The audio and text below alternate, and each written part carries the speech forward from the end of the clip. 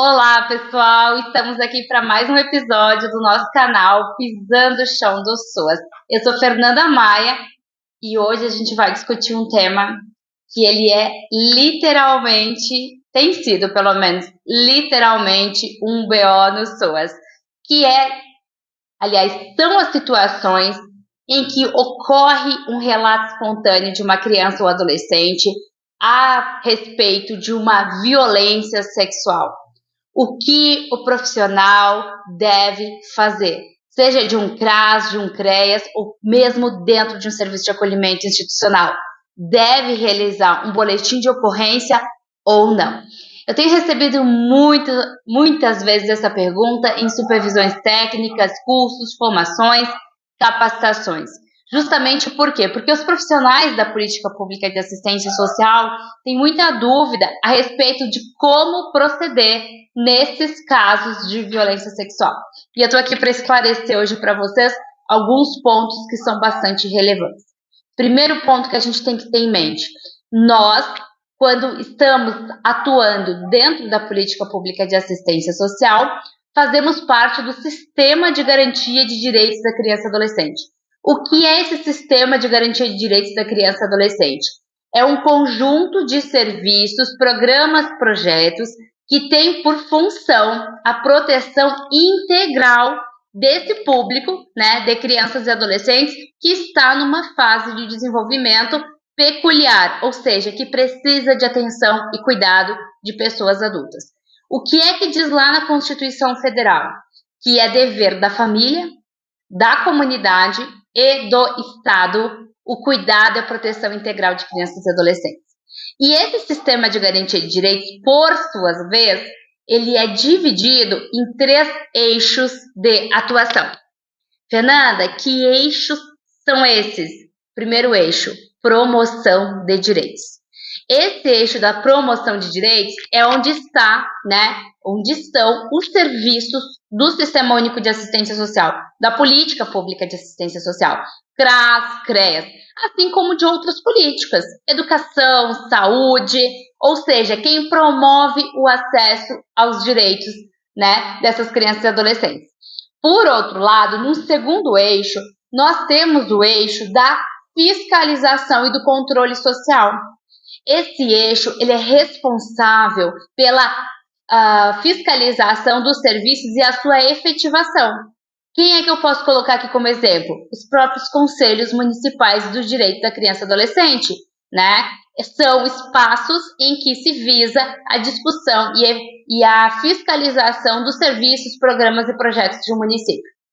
Terceiro eixo de atuação, além da promoção, fiscalização e controle social, nós temos a defesa dos direitos de crianças e adolescentes.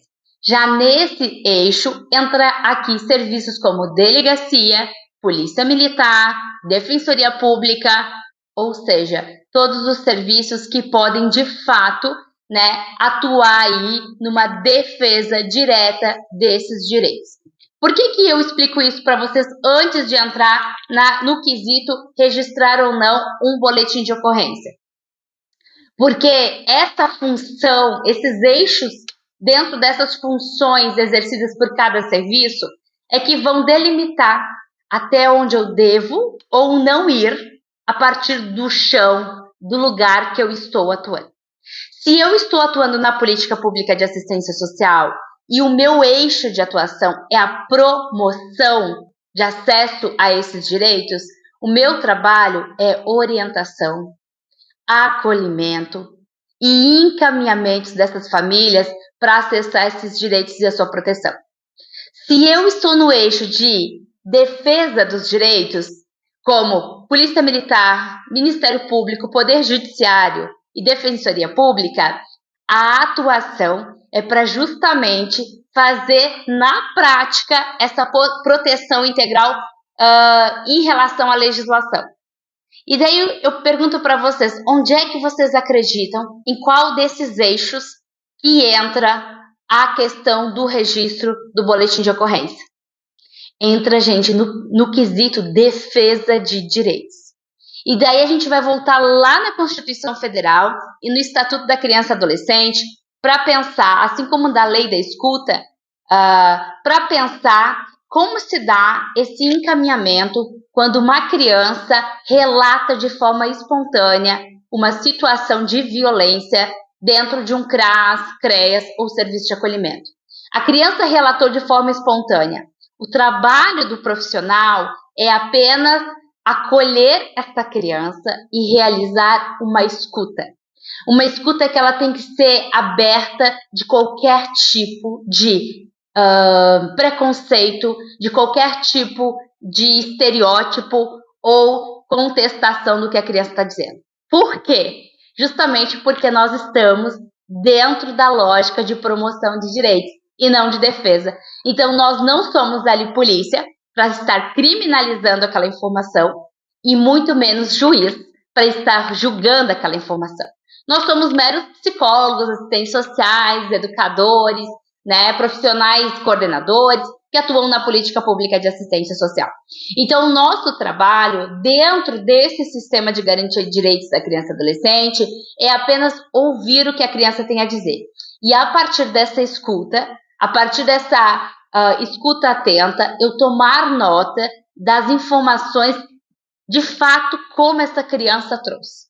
Então, de acordo com Paulinha, né, neste momento ou nos dias anteriores, né, o pai de Paulinha realizou alguma atitude de cunho sexual que a violentou.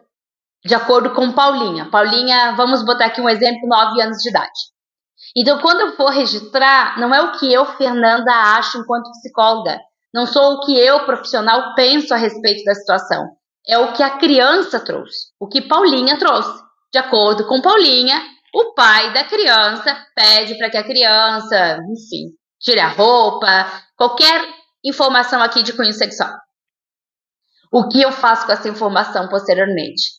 Se eu estou dentro de um CRAS, de um CREAS ou de um serviço de acolhimento institucional, normalmente, vou dizer aqui normalmente, porque quando a gente pisa o chão do SUAS, muitas vezes a gente sabe que falta profissional, falta coordenadores, mas normalmente se espera que cada equipamento tenha uma coordenação.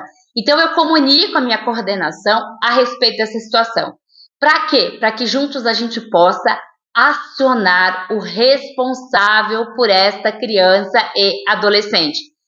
Mas, Fernanda, em casos de violência contra a criança e adolescente, normalmente não é o próprio responsável, o próprio familiar, o próprio pai, mãe, quem realiza a violência? Sim, quando se trata de violência contra a criança e adolescente, gente, a gente tem que ter isso em mente, que normalmente é um membro da própria família quem acaba cometendo violência contra a criança e adolescente. Isso conforme os dados do Disque 100 e as pesquisas, que a gente tem aí a nível nacional e até mesmo internacional. Então, o que acontece? Como assim, Fernanda, eu vou chamar o responsável? Eu vou chamar quem violentou essa criança? Pessoal, óbvio que não. Quem a gente vai chamar? Alguém, uma figura que para a criança representa proteção. Então, se foi o pai que abusou, eu vou chamar a mãe. Se foi a mãe, eu vou chamar a avó, a tia. Ou seja, alguém que para aquela criança representa proteção. Mas como que eu sei disso? Perguntando para a própria criança, né? Se não conhece a família, se não sabe, normalmente o pessoal do CRAS, do CRES ou do acolhimento já conhece a família, né? No caso, mas vai chamar o seu responsável. No acolhimento, gente, eu abro uma observação aqui, porque o responsável pela criança é o próprio coordenador. Porque normalmente, quando a criança é acolhida, o coordenador é quem fica com a guarda provisória dessa criança. Então, quem vai representar essa criança vai ser o coordenador. Mas em CRAS e CREAS, que estamos ali acolhendo, atendendo a criança no serviço de convivência, ou em algum outro espaço, ou mesmo que se a criança já está no CREAS acompanhada com aquela o familiar que já está ali e relatou alguma outra situação de violência, e o que a gente vai fazer com isso? Chamar essa pessoa, essa figura de proteção. Fernanda, não tem essa figura de proteção, mora só com o pai e é o pai que está abusando. Então, essa criança não vai retornar para casa, né, gente? A gente vai pensar uma família extensa. Ah, não tem essa família extensa. Então, a gente vai ter que pensar uma medida de proteção. Porque não dá para devolver essa criança para ela voltar para um lar que sofre violência. Mas vamos pensar que tem essa figura de proteção. E daí o que vai acontecer? É essa pessoa responsável por essa criança quem vai ser orientada a registrar o boletim de ocorrência. Mas aqui mora uma outra questão muito perguntada normalmente pelos profissionais. Mas, Fernanda, e se aquele familiar se negar a realizar o boletim de ocorrência? Isso pode acontecer? Bastante comum. E por que isso é muito comum? Pessoal, pensem comigo. Será que é fácil? Será que é fácil para o familiar compreender que aquilo que aquela criança está trazendo de violência, de cunho sexual, ou seja, físico, ou até outro tipo de violência, aquilo é real, sendo que se trata de um membro da sua própria família? Por que muitas vezes é tão difícil de se compreender isso? Justamente porque no senso comum, a gente cria o imaginário que o perigo para a criança, que a violência está lá fora. E pouco se fala a respeito do fato de que maior parte, como eu falei, das violências contra a criança e adolescente está dentro de casa. Então, num primeiro momento, é comum, é normal uma resistência por parte da família para compreender que aquela violência está ocorrendo dentro de casa.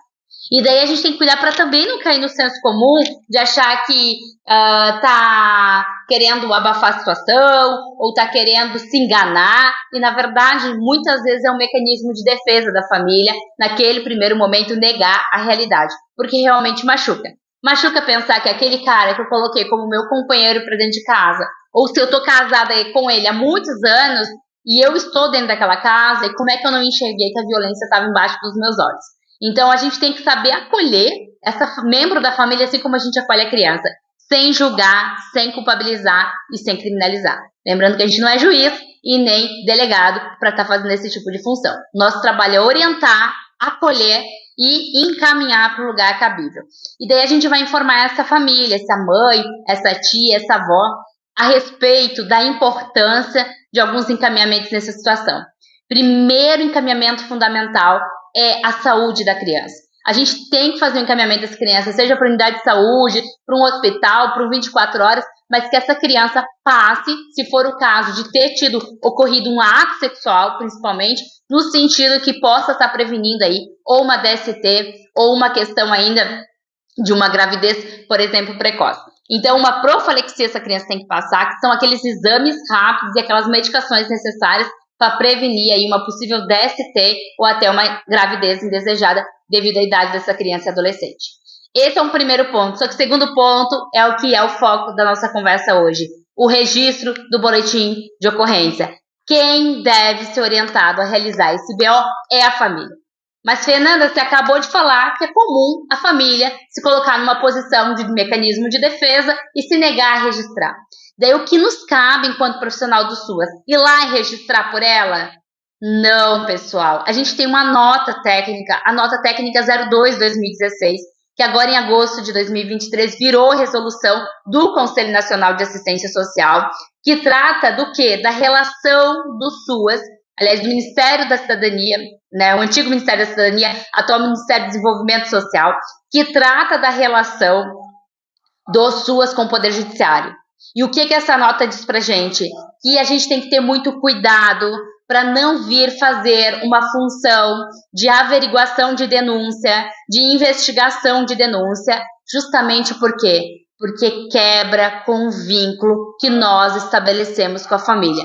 Como que eu, no diálogo, eu acompanho aquela família, eu oriento aquela família, e caso ela não venha tomar a providência, contra a vontade dela, eu vou até a delegacia, registro um boletim de ocorrência, muito comumente viro testemunha da situação, e se o caso virar um processo e for para o âmbito judicial, viro testemunha criminal na vara criminal. Não tem fundamento esse tipo de ação. Por quê? Porque como é que eu vou dar continuidade no meu acompanhamento desta família, quebrando o meu vínculo com ela? Então, o que a gente tem que tomar de ação neste sentido? Outro ponto que eu chamo a atenção, pessoal. Tenho ouvido colegas fazendo esse tipo de reflexão. Por quê? Porque o trabalho que nós realizamos com a família, de novo, é apoiar, orientar e encaminhar. Nós não temos como pegar ninguém pelo braço e obrigar a fazer nada enquanto profissional do SUAS. Aliás, o único que realmente pode vir a fazer esse tipo de, não é nem solicitação, digamos que seria determinação, é o próprio Poder Judiciário, Ministério Público. Nem o Conselho Tutelar pode tomar essa ação.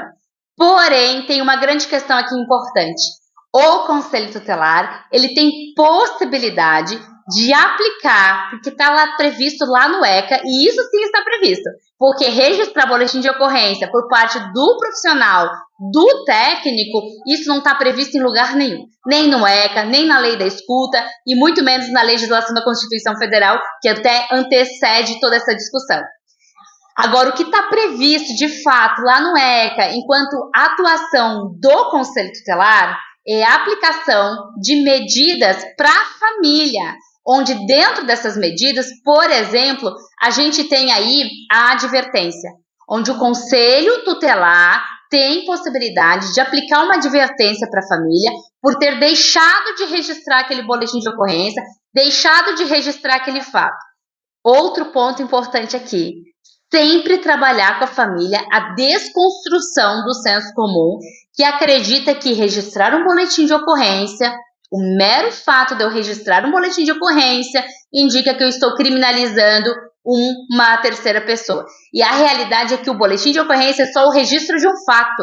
Isso significa o quê? Se eu, Fernanda, afirmar que na frente da minha casa passou, eu lembro desse exemplo de uma psicóloga da delegacia lá de Criciúma, do qual me chamou muita atenção e me é muito útil até hoje para explicar para as famílias. Se eu, Fernanda, disser que na frente da minha casa passou um elefante cor-de-rosa e eu for lá registrar um boletim de ocorrência, o delegado que lute para saber se passou ou não.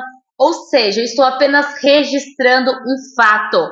Quem vai investigar se de fato aquilo ocorreu ou não, se aquela violência, aquele abuso sexual ocorreu ou não, é a própria delegacia. Então isso a família não precisa se preocupar. Inclusive a pessoa vai ser chamada para ser ouvida, ela vai poder se defender, né? Se precisar ter um advogado, ela pode, né, constituir um advogado. Então todo esse processo vai ocorrer. Não estou criminalizando ao registrar o fato, estou registrando o que a criança disse, o que a pessoa, no caso a criança ou o adolescente, trouxe para o profissional. Ponto. Apenas isso. Então, o que acontece com isso? A família, naquele momento, não quis. O que nós, profissionais, precisamos informar a família para não vir a quebrar o vínculo é: olha, mãe, eu sugiro que a senhora vá até a delegacia e registre o boletim de ocorrência como uma medida de proteção para que haja uma investigação e esclarecimento desse fato do que a criança relatou. Por quê? Porque está na legislação atual que qualquer pessoa adulta tomando consciência, né, de uma situação de violência precisa ser tomado providência. A minha parte enquanto profissional vai ser notificar o Conselho Tutelar, que é o órgão de proteção da criança e adolescente. A sua, enquanto responsável, é fazer os encaminhamentos necessários de saúde e registro, se for o caso, para a investigação, para que sejam tomadas as providências necessárias para garantir a proteção integral dessa criança. Agora, se a senhora entender que neste momento não deseja fazer, de qualquer forma eu vou precisar estar notificando o Conselho Tutelar. E daí sim, eles vão estar dialogando com a senhora a respeito dessa situação. Só que é muito importante que nós, profissionais do SUAS, a gente se posicione no sentido que o nosso trabalho aqui não é julgar a senhora ou julgar quem possa ter feito ou deixado de fazer ou o que a criança diz. O nosso trabalho aqui é apenas informar, até porque isso está na legislação, a gente precisa notificar o órgão de proteção da criança, senão quem sabe, quem pode acontecer que até a gente possa estar respondendo ali na frente. Mas nós não estamos aqui para julgar ou culpabilizar ninguém, pelo contrário, tanto quanto a senhora a gente quer esclarecer os fatos apenas. Ponto. Daí o que acontece? A família não realizou o BO, entendeu naquele momento que não caberia. O próprio conselho pode aplicar advertência. Mas vamos entender que, mesmo assim, a família não tomou ação, não é o conselheiro ou psicólogo assistente social dos serviços de CRAS e CRES que vai pegar essa família pelo braço e levar até a delegacia, ou muito menos ir lá e representar a família.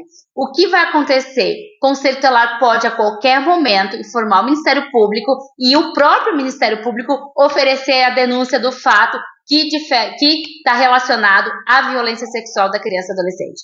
Então percebam que por mais que exista resistência, dificuldade de fazer com que essa família tome as ações, ao final algum órgão de defesa vai poder tomar essas medidas. Só que, de novo, nós estamos dentro do eixo de promoção de direitos.